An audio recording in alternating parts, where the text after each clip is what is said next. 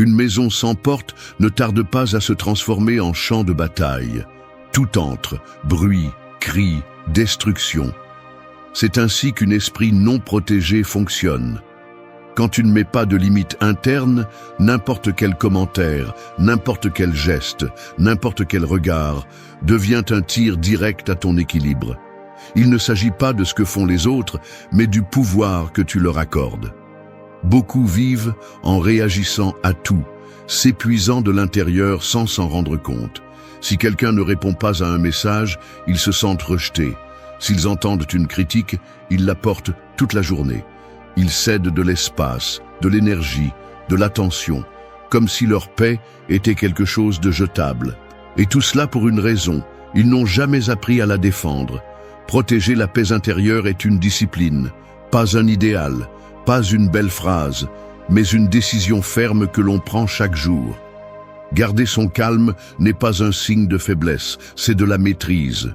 Et cela ne signifie pas avaler ses émotions, mais apprendre à les canaliser sans les laisser te gouverner. Parce que quand les émotions te contrôlent, tu n'es plus celui qui décide. C'est la peur qui réagit, c'est la colère qui réagit, c'est la blessure qui n'a jamais cicatrisé qui réagit. Cette vidéo ne cherche pas à te consoler, elle vient te réveiller. Parce que le chaos ne disparaît pas par magie. Ce qui change, c'est ton attitude face à lui. Nous ne sommes pas là pour nier les conflits, mais pour t'apprendre comment ne pas être emporté par eux. À partir de maintenant, nous allons construire une pratique stoïque, puissante et réelle. 8 leçons qui ne restent pas théoriques. 8 stratégies pour que tu reprennes le contrôle, renforce tes limites mentales et nettoie ton espace émotionnel. Ce qui est en jeu n'est pas mineur.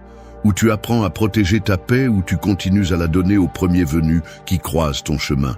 Et cela se termine aujourd'hui. 1. Apprenez à dire non sans culpabilité et sans explication. Une clé qui ouvre toutes les portes perd sa valeur. Elle ne protège rien, elle ne choisit pas, elle ne fait pas de distinction entre ce qu'elle garde et ce qu'elle donne.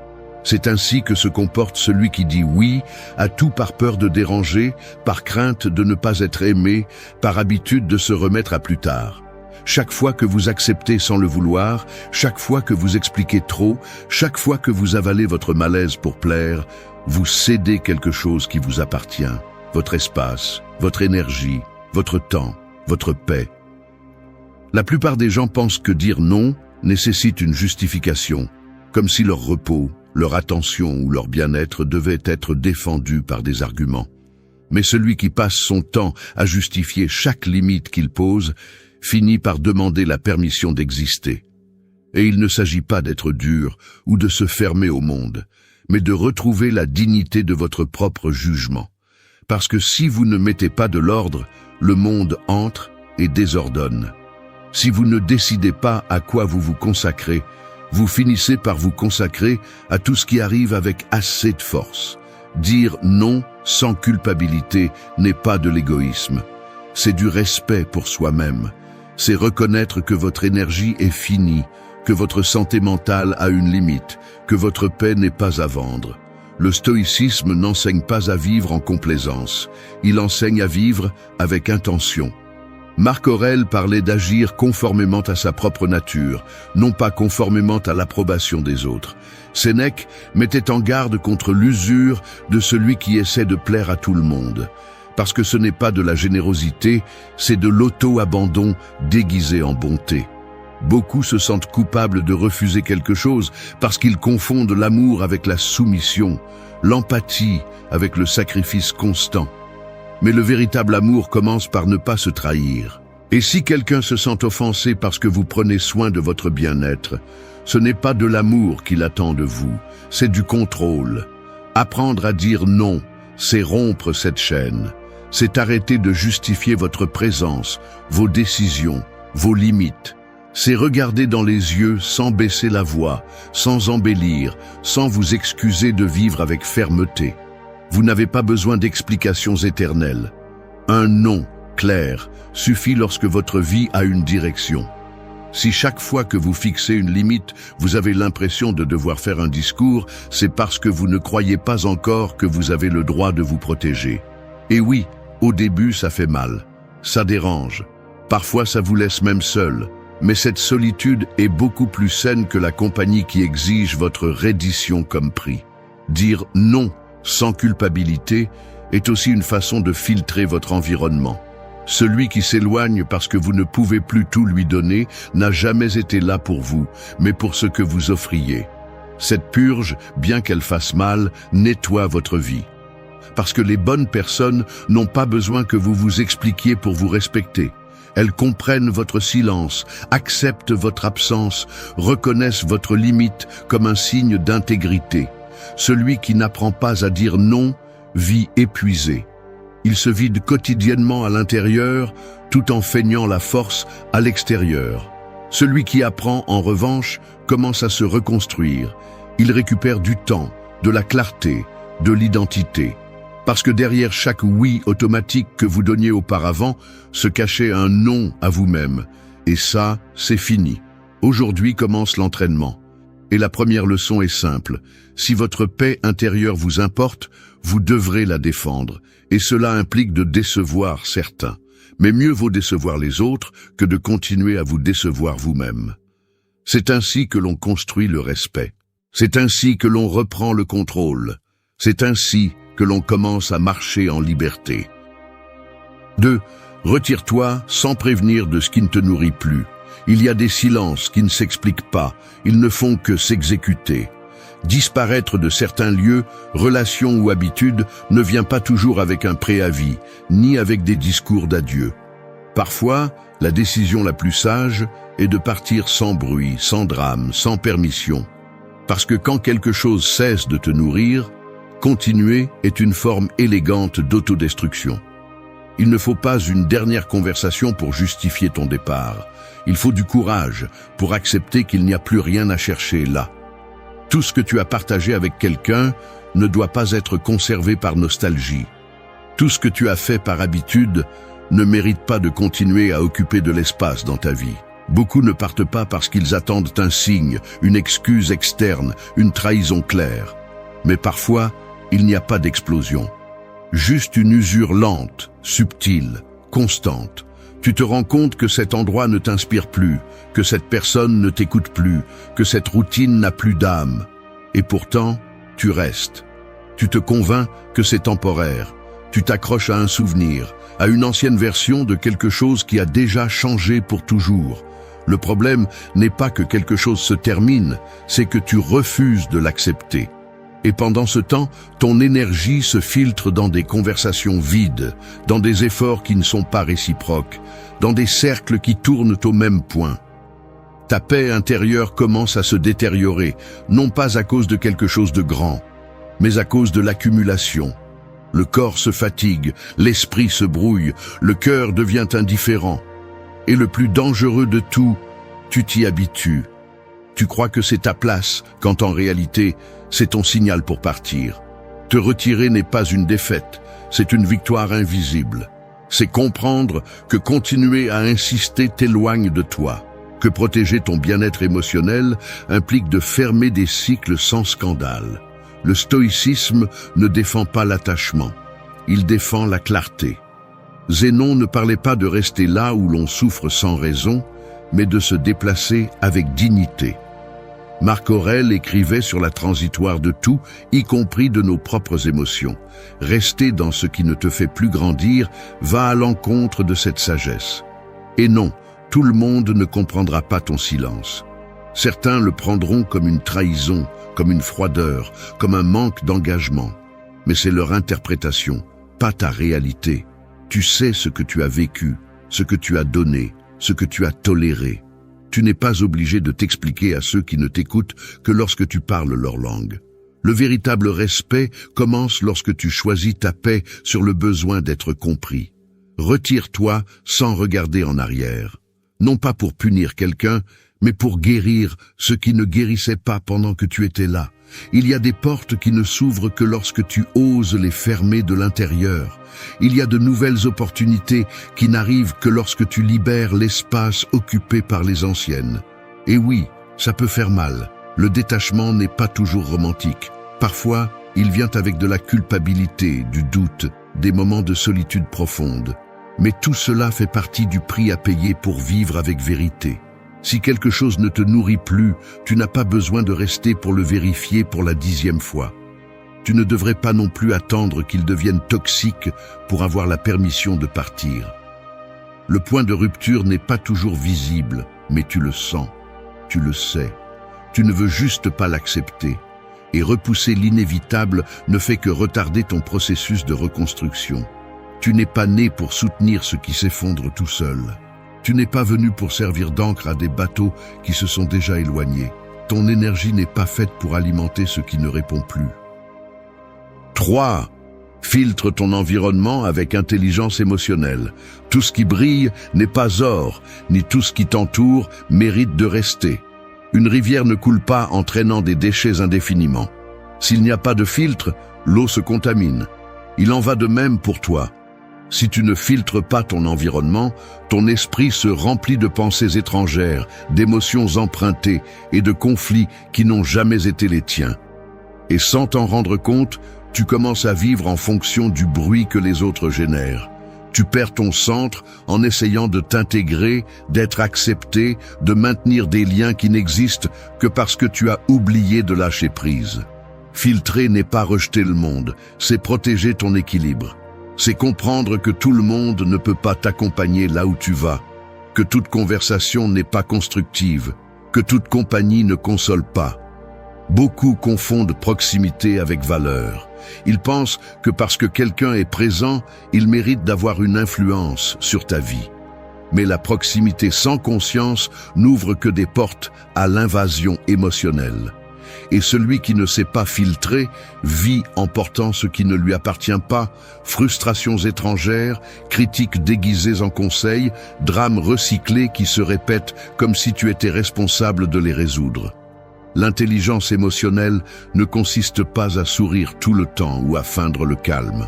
C'est savoir reconnaître ce qui t'affecte, ce qui te motive et ce qui te stagne. C'est regarder clairement qui apporte et qui exige seulement. L'environnement influence plus que tu ne le penses. Si tu es entouré de plaintes, de négativité, de jugements constants, cela finit par modeler ta perception.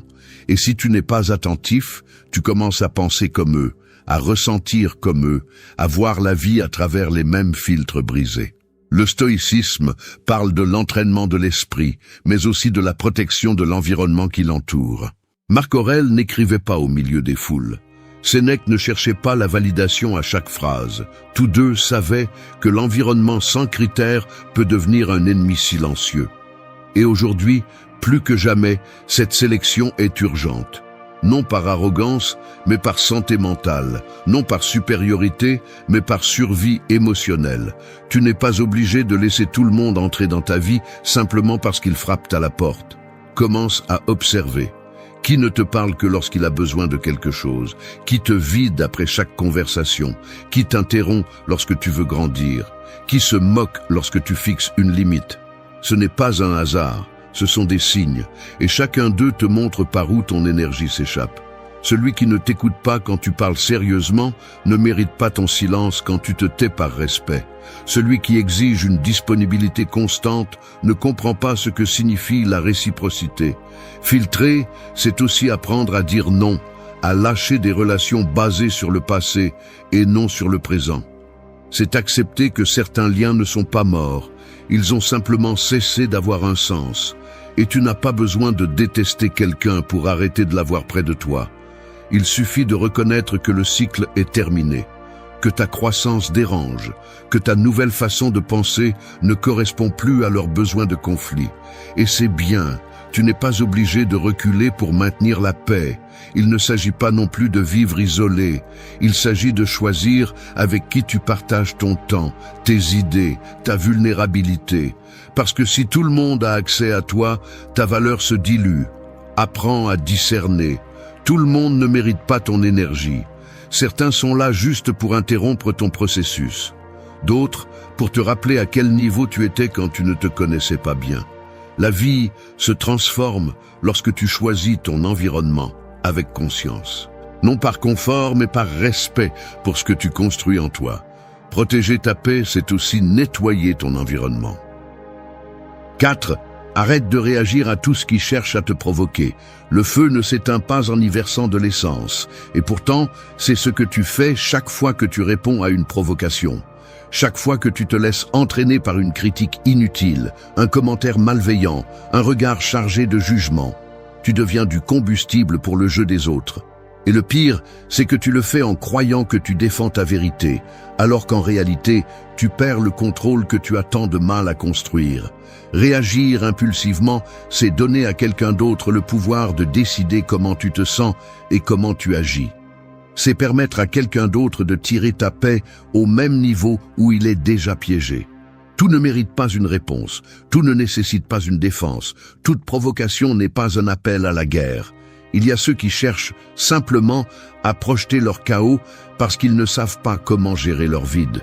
Des gens qui ne supportent pas de voir le calme chez les autres parce qu'en eux-mêmes, il n'y a que du bruit. Alors ils lancent leurs flèches, tendent l'atmosphère, cherchent le point exact où ça fait mal. Et si tu n'es pas éveillé, tu tombes. Tu leur donnes exactement ce qu'ils cherchent, ta réaction. Et avec ça, ils gagnent du pouvoir sur toi. Non pas parce qu'ils sont plus forts, mais parce que tu as décidé d'abandonner ton centre. La maîtrise de soi émotionnelle ne se construit pas en évitant le conflit, mais en décidant consciemment ce qui mérite ton énergie. Parce que chaque bataille que tu choisis de mener a un prix. Et certaines ne valent pas le premier mot. Le stoïcisme enseigne que ce n'est pas ce qui se passe qui t'affecte, mais ton interprétation. Marc Aurèle disait que si quelque chose d'extérieur te provoque, le véritable dommage ne vient pas du fait lui-même, mais du jugement que tu portes sur lui. Et si ton jugement est faible, toute offense te secoue. Mais si ton jugement est ferme, rien ne te bouge sans ton permission. Il y a des moments où le véritable pouvoir réside dans le fait de ne pas répondre, de regarder avec sérénité celui qui crie, de garder le silence quand on s'attend à ce que tu exploses, de rester immobile quand on cherche à te faire vaciller, non pas par soumission, mais par stratégie, non pas par faiblesse, mais par sagesse. Parce que parfois, ignorer est la façon la plus percutante de montrer que personne n'a accès à ton équilibre sans ton consentement. Celui qui réagit à tout s'épuise. Celui qui choisit quand et comment répondre conserve sa force. Le problème, c'est qu'on t'a appris que ne pas répondre, c'est perdre. Que si tu ne te défends pas, tu passes pour faible. Que le silence est lâcheté. Mais cela ne s'applique que lorsque ton identité est basée sur la validation externe. Lorsque tu vis en fonction de ce que pensent les autres, le moindre geste de quelqu'un d'autre devient une menace. Et cela te rend fragile. Mais lorsque tu vis avec clarté, tu sais que tu n'as rien à prouver. Ta paix parle pour toi. Ton attitude parle pour toi. Ton indifférence, bien dirigée, peut être plus percutante que 1000 mots. Il ne s'agit pas de devenir une pierre, mais de savoir distinguer ce qui mérite d'être traité de ce qui cherche simplement à t'entraîner. Tu n'es pas obligé de te justifier face à chaque critique, ni de t'engager dans des discussions qui cherchent simplement à t'épuiser. Chaque fois que tu choisis de ne pas répondre, tu affirmes ton pouvoir.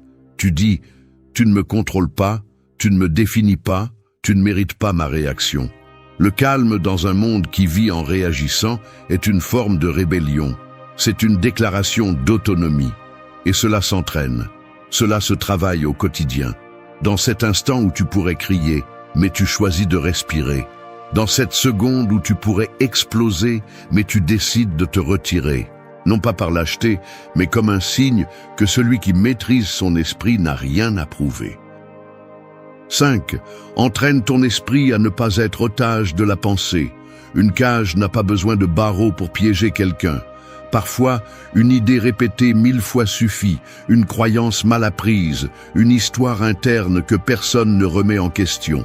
Et lorsque l'esprit n'a pas été entraîné, il devient cela, une prison invisible qui t'accompagne partout. Parce que tu n'as pas besoin d'ennemis externes si tu as déjà des pensées qui te sabotent de l'intérieur. Il n'y a pas de paix possible lorsque ta tête est un champ de bataille constant. Il n'y a pas de calme si tu vis pris dans des boucles mentales qui répètent la même chose sans te donner de réponse, seulement de l'anxiété. La plupart des gens ne s'en rendent pas compte, mais ils sont pris en otage par leur propre dialogue intérieur. Non pas à cause de ce qui se passe, mais à cause de ce qu'ils se racontent à eux-mêmes sur ce qui se passe. L'esprit non entraîné invente des drames, exagère les problèmes, revit les scènes encore et encore. Une dispute de 5 minutes devient un film de 2 jours. Une erreur du passé devient un argument pour se détruire pendant des semaines. La peur, la culpabilité, le doute ne viennent pas du monde, ils viennent de la pensée incontrôlée. Et si tu ne prends pas le contrôle, ces pensées commencent à définir ta réalité. Le stoïcisme ne demande pas que tu élimines les émotions, il demande que tu les observes sans te laisser emporter.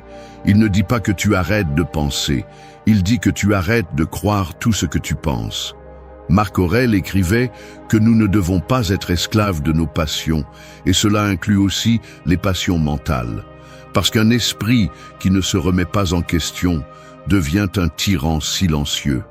Il te vole de l'énergie, il obscurcit ta perception, il te fait agir sur l'impulsion plutôt qu'à partir de la clarté. Entraîner l'esprit n'est pas un acte mystique ni un luxe pour les jours de congé. C'est une nécessité quotidienne si tu veux vivre en paix. Cela signifie s'arrêter avant de réagir, observer la pensée avant de la croire, faire une pause entre ce que tu ressens et ce que tu fais, parce que cette pause est où naît ta liberté. Là, tu décides si tu continues à répéter les mêmes réponses de toujours, ou si tu choisis une nouvelle posture, plus ferme, plus consciente, plus toi. Quand tu n'entraînes pas ton esprit, tu finis par croire que tout ce qui te vient à l'esprit est vrai. Si une pensée te dit « tu n'es pas assez », tu l'acceptes. Si elle te rappelle une erreur, tu la revis. Si elle te projette un avenir tragique, tu le prends pour acquis. Mais rien de tout cela n'est réel jusqu'à ce que tu l'acceptes sans le filtrer. C'est pourquoi l'entraînement mental commence par le questionnement. Est-ce que ce que je pense est vrai? Est-ce que cela me sert? Est-ce que cela me fait grandir ou est-ce que cela me limite? Si tu ne passes pas tes pensées par ce filtre, tu seras leur otage même quand tout est calme à l'extérieur. La pensée peut être un outil ou un châtiment selon la façon dont tu l'utilises. Il ne s'agit pas de penser moins, mais de penser mieux, de diriger l'esprit plutôt que d'être dirigé par lui, d'observer le chaos sans devenir le chaos. Parce que lorsque tu entraînes ton focus, tu peux traverser des tempêtes sans que ta tête ne devienne un ouragan. Tu peux ressentir la peur sans qu'elle ne devienne de la panique. Tu peux te souvenir sans rester coincé dans le passé. Personne ne va entrer dans ton esprit pour l'organiser à ta place.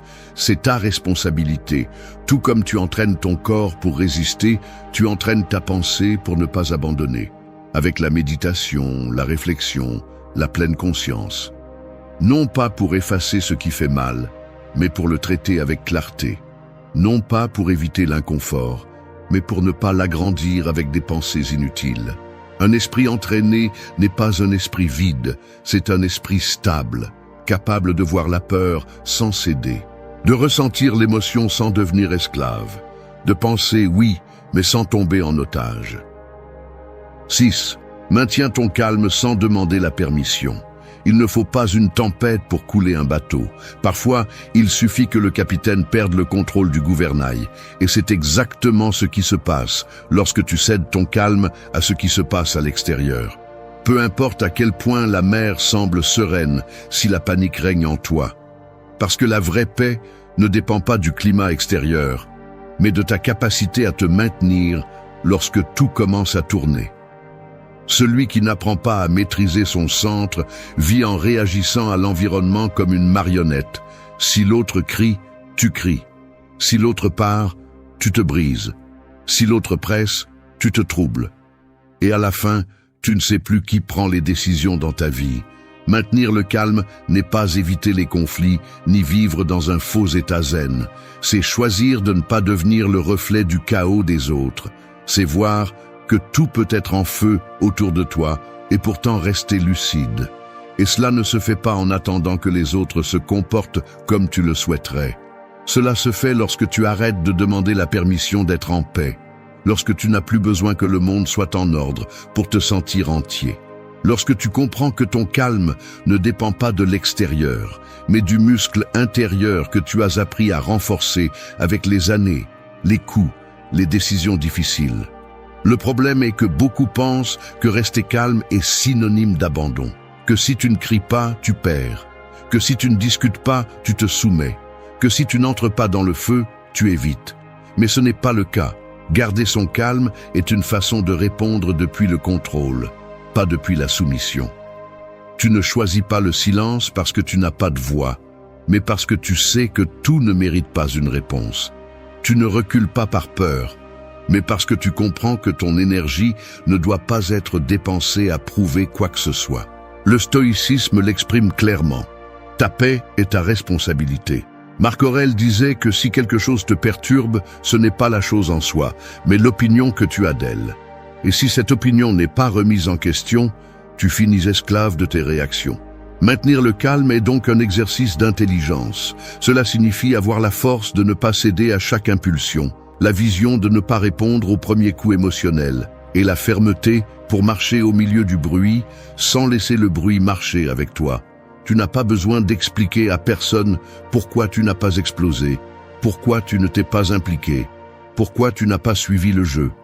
Celui qui s'attend à te voir brûler quand tout est tendu ne cherche pas à comprendre, il attend un spectacle. Ta sérénité dérange ceux qui ne savent pas être en paix. Ils sont déconcertés, parce qu'ils dépendent de l'environnement pour se sentir en contrôle. Mais tu n'es plus à cet endroit. Tu as appris à observer sans réagir, à prendre du recul sans te sentir coupable, à agir en conscience sans avoir à te justifier. Et non, tu n'y arriveras pas toujours. Il y a des jours où tout te touche plus profondément, des jours où il est plus difficile de respirer profondément, où le corps se tend, où l'esprit veut répondre comme avant, mais c'est là que commence le vrai travail. Pas dans la facilité, mais dans la réalité. Dans ces moments où tu pourrais crier, mais tu choisis de te taire, où tu pourrais attaquer, mais tu choisis d'attendre, parce que c'est là que se mesure la force.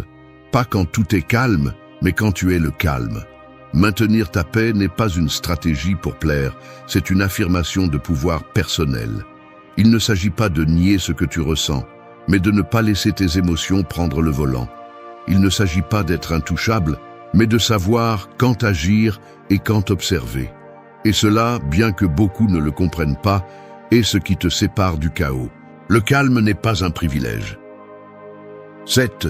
Protège ton énergie comme si elle était sacrée. Un téléphone peut avoir la meilleure technologie, mais sans batterie, il ne sert à rien.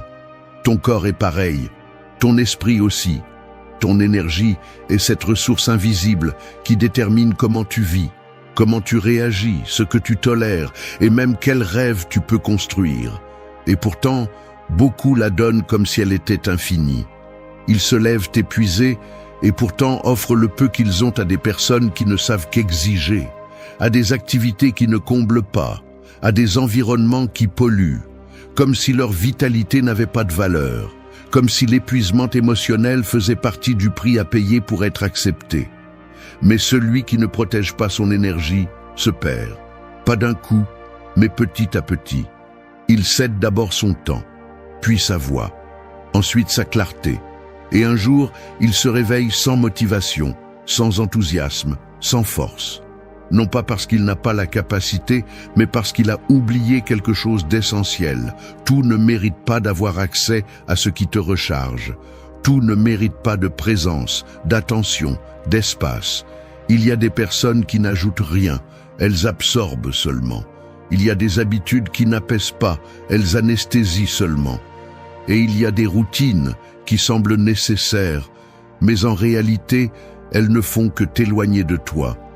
Le stoïcisme ne parle pas seulement de pensée, il parle aussi d'action sage, de gérer ce que tu as pour que tu ne vives pas vidé émotionnellement. Marc Aurèle insistait sur le fait que l'essentiel est peu de choses. Et parmi ces quelque chose, l'énergie que tu as chaque jour est l'une des plus sacrées. Tu ne peux pas vivre en paix si tous les jours tu t'entoures de ce qui te vole ta paix. Tu ne peux pas avancer si tous les jours tu donnes ta force à ce qui ne fait que t'ancre. C'est simple, mais pas facile. Parce que cela nécessite de prendre des décisions inconfortables, de poser des limites, de décevoir ceux qui se nourrissent de ton épuisement. Il y a des relations qui n'existent que parce que tu ne sais pas dire stop. Des conversations qui continuent parce que tu ne sais pas les clore. Des obligations que tu remplis parce que tu crois encore que prendre soin de tout le monde est ton devoir. Mais prendre soin de tout le monde au détriment de toi-même n'est pas de la noblesse, c'est de l'abandon. Et cela, avec le temps, devient une maladie. Ton corps commence à protester, ton esprit est saturé, ton esprit s'éteint, parce que tu es déconnecté de la seule chose qui peut te maintenir debout, ton énergie vitale. Apprends à observer ce qui te diminue, une réunion inutile, une critique que tu permets, une personne qui arrive toujours avec des charges et jamais avec du soutien. La liste est devant toi tous les jours, mais tu ne la regardes pas parce que tu préfères éviter le conflit. Mais éviter le conflit externe ne devrait pas signifier en provoquer un interne. Quand tu dis oui à tout ce qui te vide, tu dis non à ton bien-être. Et cela, aussi silencieux soit-il, s'accumule. Protéger ton énergie, c'est commencer à te traiter comme quelqu'un qui compte. C'est reconnaître que tu n'as pas à donner tout ce que tu as pour être valable. C'est savoir que ta présence a de la valeur. Et c'est pourquoi elle ne peut pas être partout. C'est sélectionner avec intention. C'est fermer des portes, s'éloigner sans culpabilité, dire « pas aujourd'hui ». Parce que quand tu te respectes à ce niveau, les autres apprennent aussi à le faire. Et ceux qui ne comprennent pas, simplement ne devraient pas être si proches. Ton énergie ne se récupère pas seulement en dormant. Elle se récupère avec des décisions, avec de la clarté, avec des limites. Et quand tu apprends à la traiter comme quelque chose de sacré, tout change. Non pas parce que le monde est différent, mais parce que tu ne te donnes plus à n'importe quoi. Et c'est ce qui fait la différence entre quelqu'un qui survit à la journée et quelqu'un qui l'habite avec force, direction et pouvoir intérieur décidera de ce qu'il fera à l'avenir.